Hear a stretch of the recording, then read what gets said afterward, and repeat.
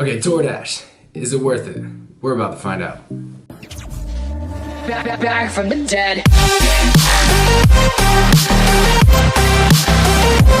Okay, so with DoorDash, what it pretty much is a side hustle. That is what I'm going to get out of the way right away. So DoorDash, why did I get into it? The reason why I got into it was because I just moved to California. And right as I got here, I was looking for jobs left and right. But unfortunately, I wasn't lucky enough to even find a single job. They ask you how you are, you just have to say that you're fine when you're not. Even after looking at Indeed for hours and just trying to set up meetings, I went to many interviews, nothing.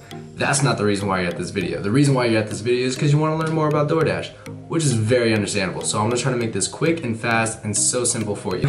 Now, when it comes to DoorDash, when you get signed up, it's actually very easy to sign up. You just go to DoorDash.com and then you just register to become a Dasher. Then through online, you're actually gonna download the Dasher app. That's how you get the app, and then you can just follow the steps all the way through. If you get confused, just look up another video. It's super basic. You can learn it very quickly. What is DoorDash? What is it like? Is it scary? Should you get into it? Should you be nervous about doing it? Is it hard? No. This is all the thoughts that I thought when I first got into doing DoorDash. But honestly, it's actually so simple, very basic to do. You don't have to worry or stress about a single thing. If you know how to go to the store and know how to go to someone's house, then you're fine.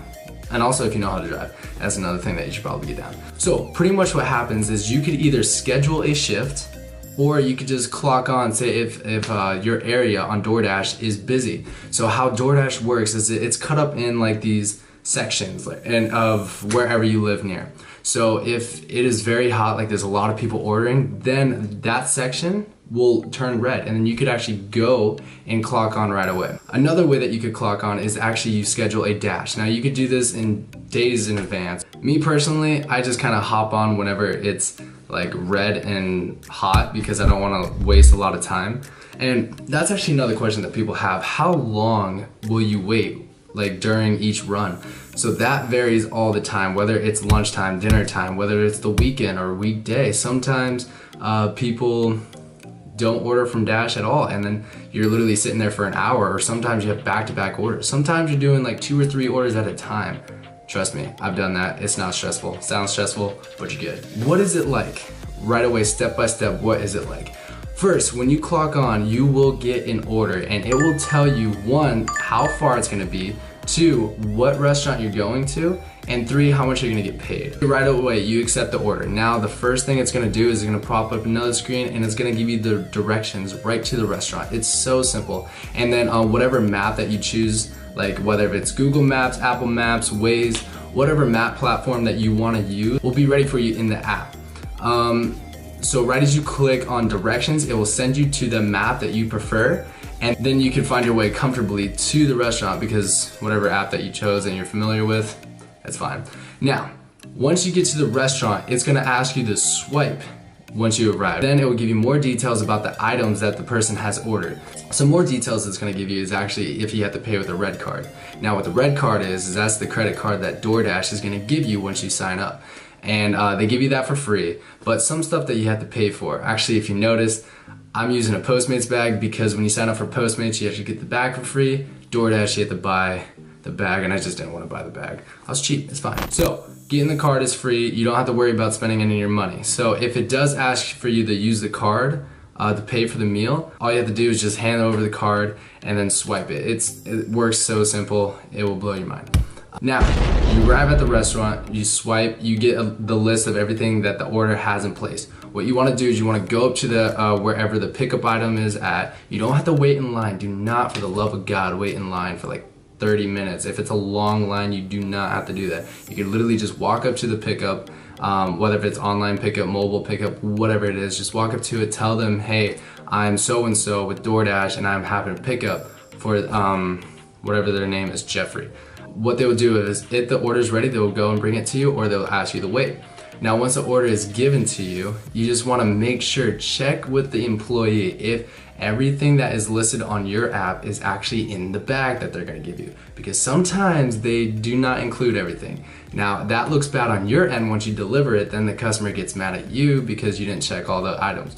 So make sure that you have everything, and also include napkins and utensils. That's huge. After you get that, you just want to check it off 1, 2, 3, super easy, and swipe right after the pickup. Now, what it's going to do is it's going to bring you to another screen. It's going to give you the customer's info. It's going to give you their name, their address, then also that directions will pop up again. The directions tab will also pop up again. You just press on that and it'll bring you right to the whatever map that you used to bring you comfortably to your next spot. Yeah, right. So during this, what I like to do personally is I like to be in touch with the customer. So how I do that is right away, right as I get the order, I actually go in and send them a text saying, hey, this is David with DoorDash, just wanting to let you know that I'm on my way. Now what I did was I just made a shortcut because on iPhone, what you could do is you could actually make a shortcut on your keyboard, and so I did that, and I just did that with like DoorDash. So every time I type in DoorDash, it will automatically transfer to, hey, this is Dave with DoorDash. It's just a little lazy thing that I do. You can do it also. The more communicative, I think that's a word, that you are with your customer, the more likely you're gonna get a tip, because then the customer is gonna be like, hey, I like this guy, he's actually really handling my order well. I don't know if that's what people say. Now, also, say if you are having troubles finding the place, that is totally fine. That is when you could call the customer or text the customer and say, hey, I'm having trouble finding the place. The customer doesn't care that, you know, all he wants is his food, and actually he will be willing to work with you to help you find the place. So actually work smart, don't work hard. All you have to do is, if you're having a hard time finding the place, just give the customer a call. Once you deliver it to the customer, then you can swipe right again for after you delivered it. Now that is where it's gonna tell you how much that you got paid. So if the customer has tipped you, then it will show that he tipped you. If he didn't, then it'll show that he didn't, pretty much. It'll just give you the base pay that. Once you're done with that order, then you're just gonna move on to the next. The next thing that I'm gonna talk to you about is surge prices. What are surge prices? Surge prices are actually one of the main reasons why I actually moved to DoorDash instead of Postmates. Yes, Postmates has its benefits, but DoorDash, man, you have surge prices like at least twice a day where I'm at. It normally happens during lunch and dinner. I literally earn a lot more money than I have on Postmates, so that's why I did the switch. What a surge is actually money that you will get in addition to the money that you're already making. So say if a surge is $3, then that means that you're gonna make $3 on top of every order that you already do. So a base pay of DoorDash is $5.50. So it would be $5.50 plus whatever tips that you get plus the $3. So then you're looking at a pretty good return. DoorDash, is it worth it? You are literally gonna put your car through hell. So, I mean, what you're gonna have to do is you're actually gonna maintain it more. You're gonna have to gas up more. You're gonna have to have more oil changes, probably change out your tires more, just all this general stuff. Like, bills will add up and you will notice that. And so actually, literally, I've just been dashing like 3 months now, and I'm starting to realize how much. And also in California, since summer is coming, the gas prices are going up. I drive a Honda Civic. This is another thing that you gotta be aware of. If you drive, say like a truck or something like a gas guzzler or whatever, DoorDash is not for you, because actually in the end, you're not gonna be making that big of a return, because you're gonna spend most of your money filling that sucker up. So whatever, you just gotta be cautious of what you drive. Make sure it's fuel economy. If it's not, DoorDash, just get off of this video right now. Here's another thing, you're self-employed. That means that you're gonna have to start writing things off. When I first started dashing, I did not know what that meant, and I regret that I did not start writing things off. Now here's the thing, I just actually yesterday found this app, and this app is actually pretty cool. It's called Stride Tax, okay? So what this allows you to do is, say if I wanted to start a new run, I could just press plus and then track my miles, and then it's already starting, and then I would have this open the whole time that I am dashing. The reason why is it'll track as much miles as you're driving, and then it'll tell you the tax cutoff that you're gonna get while you're driving. A tip that I will give you that I really wish that I would have like started when I started was get this app. It's free. It's gonna track your miles, and it's gonna tell you how much money that you're gonna save on your tax write-offs. Another thing that you should do is whenever you fill up, save your receipt.